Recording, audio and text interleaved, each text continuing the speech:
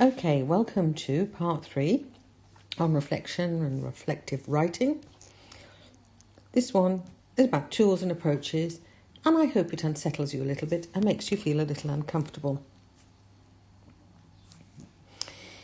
So we know that reflection is about recapturing experience.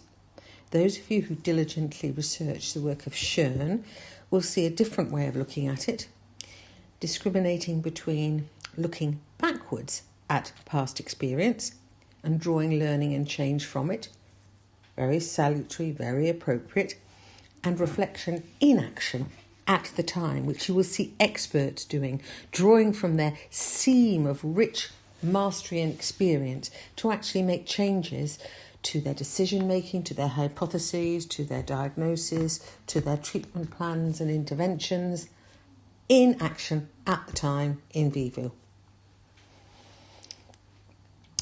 Here, of course, we need to stand back in reflection, whether it is standing back at a time removed from the actual episode or standing back and taking a step to the side to think in situ.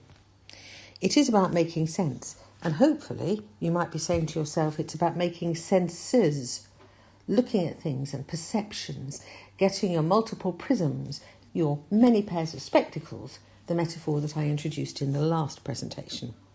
Weighing up what has happened, making judgments and drawing conclusions. So some of these things about standing back, making sense, particularly thinking about multiple prisms, multiple pairs of spectacles, multiple ways of seeing, weighing up learning and how you've changed and how that has in every way transformed how you might be as a learner in future, and drawing conclusions from your own experience and feelings and activities, but also drawing from and integrating the literature.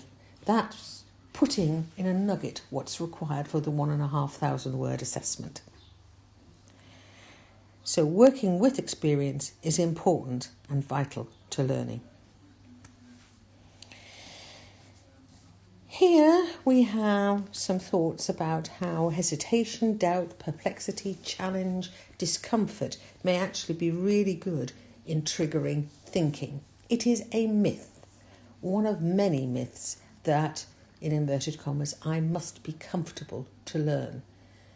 To be too comfortable builds complacency. To be so totally uncomfortable that the whole of your fabric of being is disturbed, that's too distressed. But I would like you to be on the continuum between comfortable and discomforted and have a little nugget of uncomfortableness to really, really spur, a bit like the grain of sand in the oyster, fabulous thinking instead of a pearl. And you're gaining insight into you, not just the evidence and not just knowledge. So I mentioned Bloom earlier in the module, but I'm most interested not just in the psychomotor aspects, but in the affective or emotional, the intuiting aspects, as well as the cognitive too. To be competent means you have to respond to unpredictable and new situations. So Schoen recognised that real nature of expertise was that people in new and unfamiliar situations could apply principles, rules, understandings from elsewhere, transferable, but also adapting and flexing.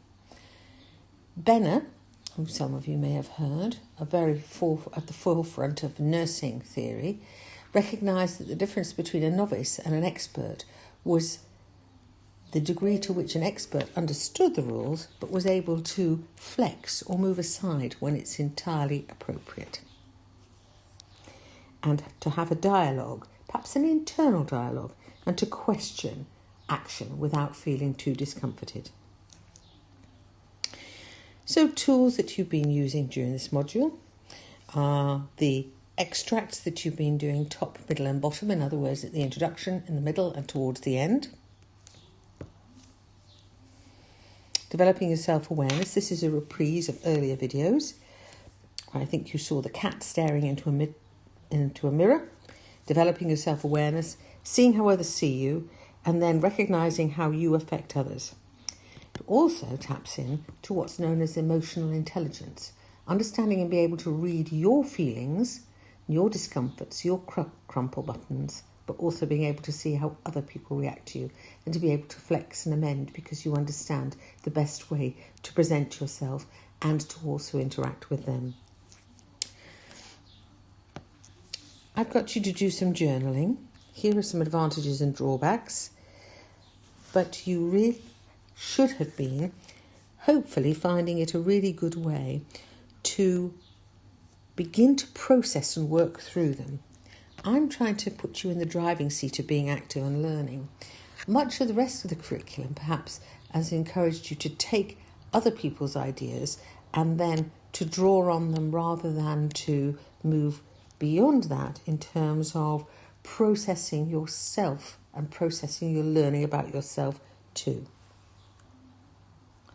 Can be hard work, and as I said, if it's uncomfortable, if it's challenged you, it's made you feel not necessarily in control, but also then taken you to an understanding of the aha, that was difficult, but my goodness me, that has really given me something new. My insight has really grown.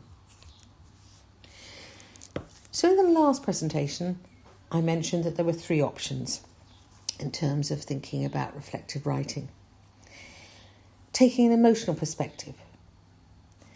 Many of the theorists on writing reflectively encourage people to use their emotional reactions, actions, ideas, and feelings. Certainly, you'll probably be used to doing that anyway.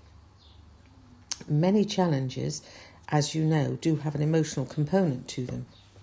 Here I want you to balance absolutely being able to write about your feelings, but to do the and so, not merely to luxuriate in the feelings themselves.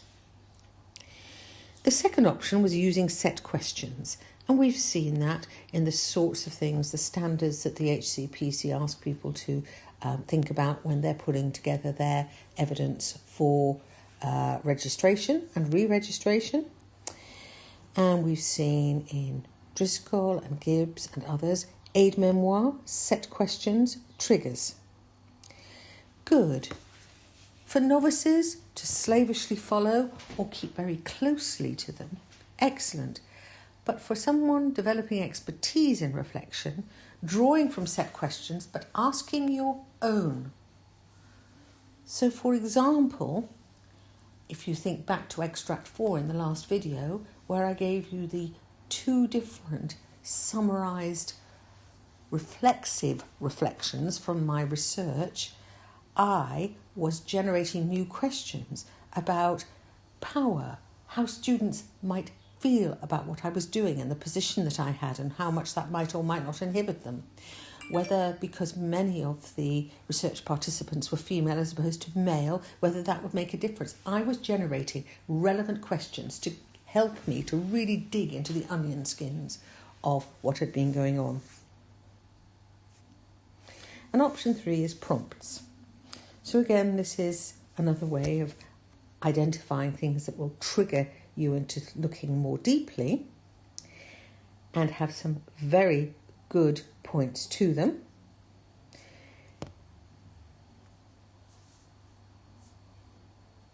And a different way of looking at it is Ryan's way, 2011. This is in full on the reference list. Talking about different text types. So you won't have thought about textual analysis, but textual analysis is very important in terms of written reflections.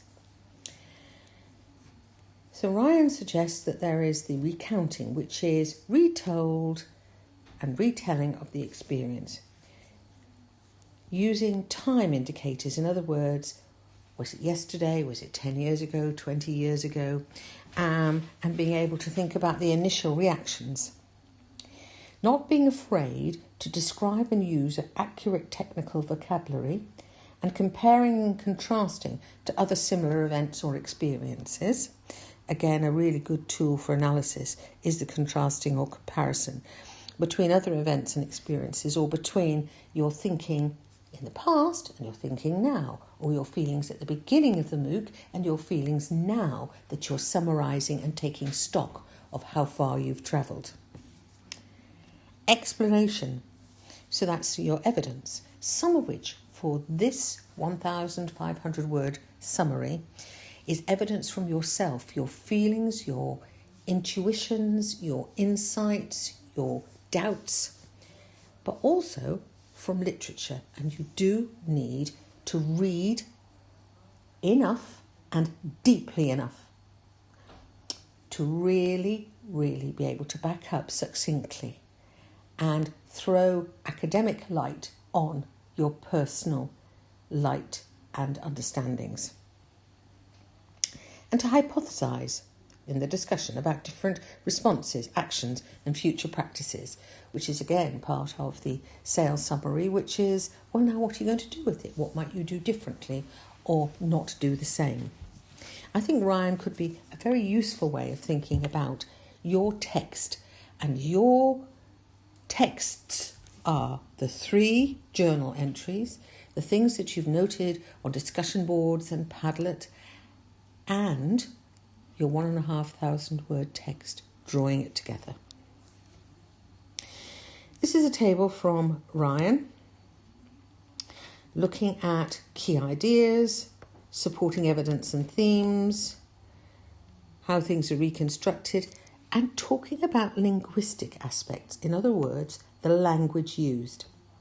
So all theorists in reflection recognise the importance of using the first person. So in this assignment for sale, do use I when you're thinking about and talking about you, but use the third person when you're drawing on the literature, be it Schön or be it any other deep source that you have trawled into that makes some sense of your experience. Think about how you can be succinct, turning verbs into nouns, looking at how to say things in an action-orientated way. Again, contrast the more passive voices of some of the reflections in the last video with my first-person written present tense, very, very differently written. Whether you like it and feel comfortable with it or not, it's direct contrast with the way that some of the other reflections are written. Comparison and contrast. Your reasoning, explanations, what links to what doesn't. Use of adjectives. Let's have richness of language. And future. What will you do? Future tense.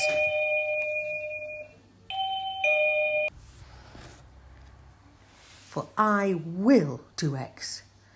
I now understand how I am going to use this, or how I can achieve X, Y, and Z.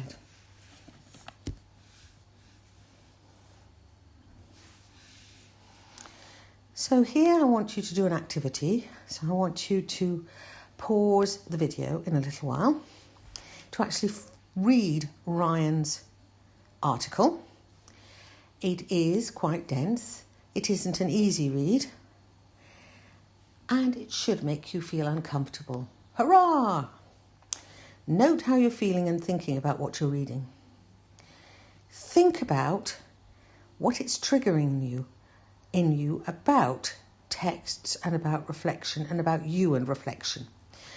Maybe keep running notes, a bit like a researcher might keep field notes. It was field notes from which I drew when I did my summaries for the research reflections that you saw in the last video. And there are some annotated extracts of reflective writing, where Ryan actually identifies some of the facets and features of what has been written. So how could this inform your approach to reflective writing? Maybe you've done your journal articles, but for your final summative critical reflection. So now I want you to press the pause and actually go and do that activity. Make yourself a cup of tea, or maybe one glass of wine, but not too many.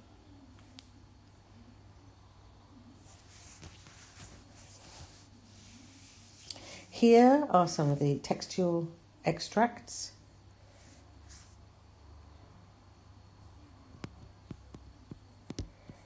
from my research. So again, having done Ryan's work, look at what I've written and do an analysis. What am I doing? What am I not doing? What does that mean? How could you use it? And again, pause, give yourself space to do this activity and restart the video when you're done.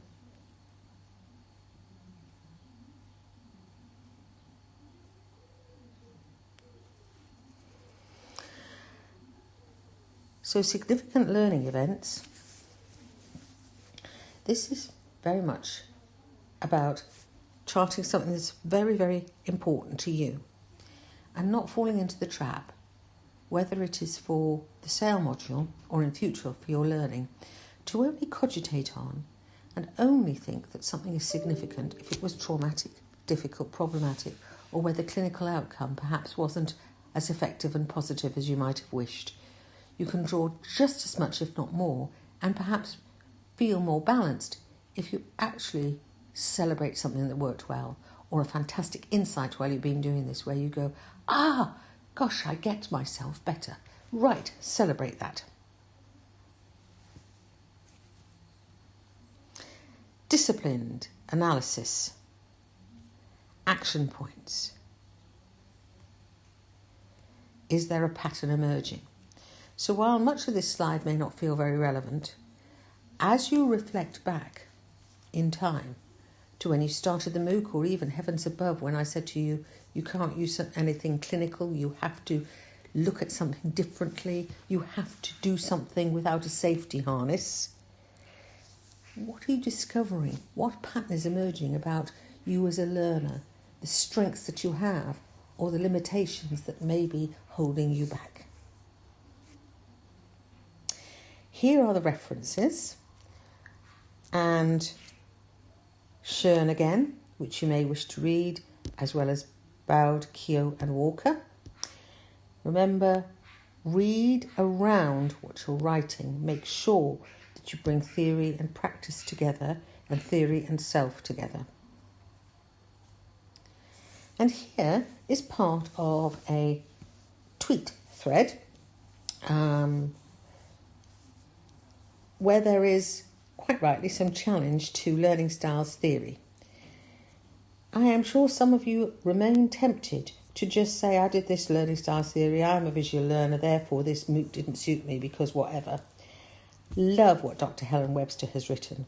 Oh, they do, and they learn things differently. And multimodal learning is deeper and more inclusive. In other words, holistic learning using all sorts of styles. It's the whole, I'm a Pisces, so I can only learn standing on one leg over simplification that I hate. Those tests to find out your learning style, and it goes on and it goes on and it goes on. And above is evidence-based higher education. Is the learning styles myth important? So those of you who feel tempted to over-rely on learning styles because actually it's too scary to move away, I probably will be deeply suspicious if that's about all the theory you draw on, and certainly you won't be getting a very good mark if you rely too much on, I'm this kind of learner, so I have to do it this way. So challenge yourself. It has something to say about people's tendencies, but to be the most effective learner you can be, you need to be much more holistic. After all, I've never thought that a sound alone podcast could teach people to crochet or knit or do a practical skill. So, it's goodbye for me and over to you. I want you to be successful digital learners with many, many digital skills and abilities, and I want your sail to go off into a wonderful, bright new future so you feel that you can be even more successful as a learner.